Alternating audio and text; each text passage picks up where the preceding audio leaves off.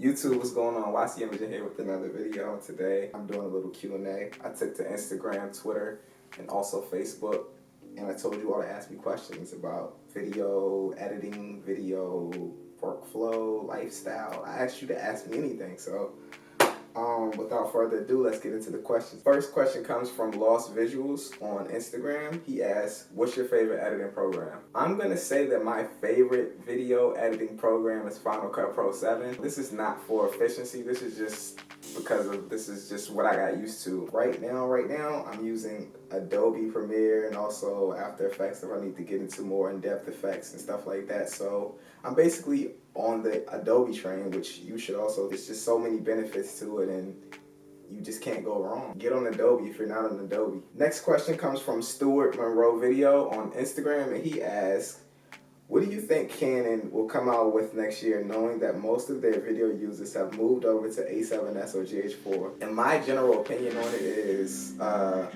Canon still makes good entry-level video cameras. I don't think they'll basically have a problem with it, honestly. A lot of people do still use Canon. People aren't so subjective to leaving what they're used to and to getting on a new wave. It's obvious that the A7S and the GH4 have better video quality, but me personally, I feel as though Canon is still superior on the photography end. Canon is kind of sort of a jack of all trades. The video quality, I mean, you know, it's arguable. It balances itself out. They do make good entry-level cameras. They make good vlog cameras. I'm not hating on Canon, so what the fuck am I even trying to say? On to the next question. Canon will be fine. There's enough money out here for Panasonic, Sony, and Canon to make money from. Next question, well, this is actually a series of questions. The next series of questions comes from Chaz Reed Films on Instagram, so I'm just gonna break down his general paragraph into the sections as far as like the different questions that he decided to ask. The first question that he asked is, what made you start shooting? This is actually a pretty interesting story that I've never really told to the general public. A while ago, like way back in the early social media days where like MySpace was a thing, I started out doing like graphic designs. I used to like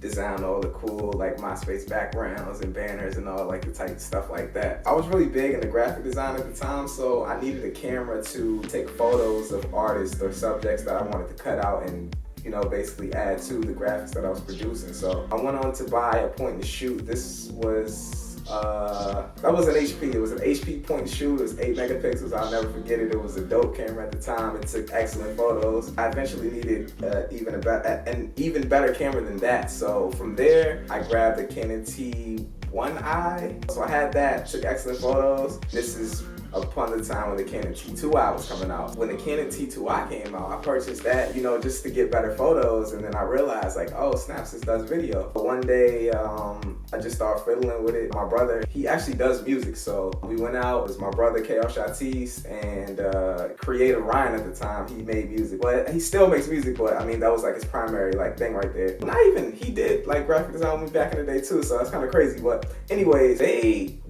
went out, they had a song together. They made like multiple songs. They used to always do music, whatever. So we went out and I filmed a music video for him. And at the time I couldn't edit. My brother, Cash Artiste, actually did the editing for that. So that really sparked the journey to the career path I'm in right now. That one music video of me just purchasing a T2i for photography and getting in the video is kind of sort of how it all happened. From there, it's just history. Next question that Chaz Reed also goes to ask me is, are you full-time? I am. I've actually been full-time videographer / content creator since around 2010. I'm blessed to say I haven't had an actual job since 2010. It's 5 years strong. I mean, not saying that it was easy for me. You know, it was obviously some financial like obstacles I had to get through early on in. But I mean, for the most part now, I make a decent living. I survive. I am full-time. I do videography. I do graphic design, photography, and I do YouTube. I just create all day and I make money from it, and I'm blessed to say that I do. And you can do it too. If you're not full-time, you can full-time this. It's always people who need videos, who need photography. Just learn it. Just learn it, be original, add your own spin on the stuff, and people will gravitate towards you. Work speaks for itself. The next question he goes on to ask me is, what is your biggest weakness so far as filmmaking in your eyes? I wouldn't say I'm a filmmaker. Shooting a music video and making a film are like two totally different things that I think people don't even really like think about. So I wouldn't say I'm a filmmaker, but if you were to ask me what is my biggest weakness when shooting a music video, I would say my biggest weakness is portraying what I'm seeing in my head to the artist or individual that I'm working with. I have the ability to see stuff vividly in my head and how I want it to look, but verbally and even physically, it's kind of sort of hard for me to portray it to the artist on set or even like through email or text or even a script. I can show you what I'm trying to do, but I'm really bad at telling you. I would say that is probably my biggest weakness when shooting a music video. He also goes on to ask, what are your goals, motivation? Do you shoot for money or for passion? Meaning, would you shoot a lame artist for a lot of bread or a dope artist for low first? I'm gonna keep it real with you, and I'm gonna answer the last portion of that question first. Are you in it for passion or are you in it for money? I would say both, honestly. I have shot music videos where I not so much like the song from the artist, but they had the budget to pay. I've also done vice versa before, where I've shot a song that I really liked for less than I would typically take as far as like budget permits.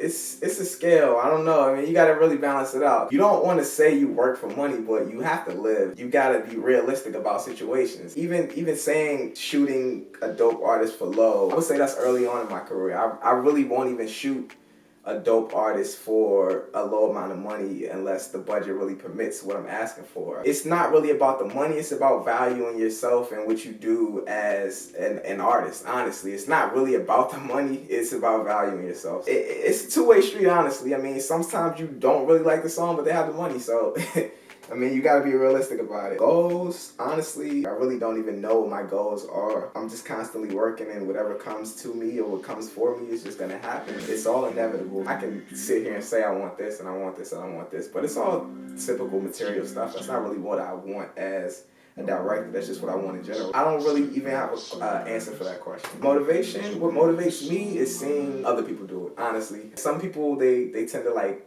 be envious towards others who are successful, but I mean, me personally, that's just motivation. Like to personally be able to visualize it and see that someone else has done it is like so much motivation for me to just be like, all right, cool, I can do it too. My biggest motivation, I would say, is seeing others who are also successful, not only doing the same type of work that I'm doing in my field, but just successful in general. I love seeing successful individuals. I like seeing people pushing Benzes and like Porsches and like mansions and all that. I love it. Motivation for me is seeing success in first person. Jimmy Ball goes to ask me, how do you go about pricing videos and packages? Early on in my career doing music videos, I did a lot of packages. It's just an easy way to sell stuff to people. You know, a lot of people are cheap, and early on, I mean, if you're really trying to full-time this, you need money. But right now, at this time of my career, my advice to you or any other director is to stay away from packages. Do individual things. It'll be less stress on you. You won't be obligated to do something else that you don't want to do down the line. So honestly, I would say stay away from packages. Do not package anything with anybody. Do everything individually. How do I go about pricing videos? Well, when pricing videos, you have like a minimum amount. Well, just me, I have a minimum amount that I won't go under. If the artist doesn't have that minimum amount of money to pay me, then I will just automatically turn the project down. You have a minimum, and then you have to really account for the equipment that you may need for the video shoot that you may have to rent. You have to account for your time. You have to account for the effort. It's kind of messed up, but you really have to account for how annoying the client may be. Like, just keep it real, clients are annoying. For me, those are the things that I really take into account when pricing a video project. I sum it up and I'll just shoot it over to the artist. As far as booking, I do a 50% deposit to book in a date, and then the remaining 50% will either be due on the day of the shoot after the shoot is wrapped or after the final edit is approved by artist or artist management. That's the way I go about video projects. Stay away from packages, they're not good. Luis Bazan goes to Facebook to ask, I like to hear about your post-production workflow. You shoot your music video, basically. What I do is I come home, I import all my footage as I'm guessing everyone else does. I take to add my performances, you put them on beat. I know some people like they'll chop up their whole performances through the music video and then add the B-roll and at the end over top of the performances. But what I like to do is I like to add the B-roll as I'm going throughout the music video. So if I'll chop the performance 2, maybe 3 times right there, and then I'll see, oh, I think B-roll should go right here. I'll add it right there. I won't wait until I'm done chopping the whole video performances to add B-roll in. So I'll do that. I'll make sure everything's good, and then I'll go through, and then I'll see if any special effects need to be added to it. Then after that, I'll add my letterbox over top of the video, which is like the little movie bars or whatever. I'll add that on top, and then I'll go into the color correction process, which I do in Adobe SpeedGrade. That's basically it. Color correction is the last thing I do. Effects after adding B-roll and chopping and all that stuff. So that is just the general workflow that I go through. I use Adobe Premiere to edit and Adobe SpeedGrade to color grade footage. G-Magic Hobson goes to Facebook to ask, just tell me where do you see yourself 5 years from now and what's your ultimate goal? Kind of sort of touched on this in the last question from Chazri asked me this on Instagram.